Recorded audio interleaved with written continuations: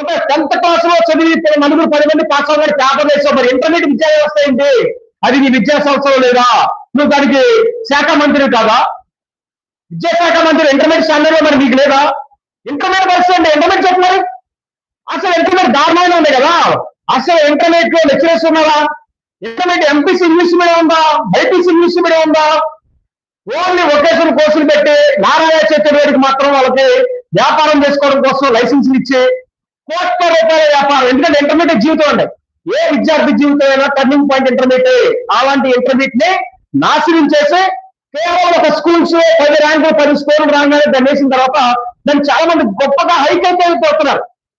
అది చాలా మంది అర్థం చేసుకుంటారా? కోట్ల రూపాయలు 50 రూపాయలు తగలబెట్టాడు. అసలు రాష్ట్రం నాశనం అప్పుల పాలన ఉంది.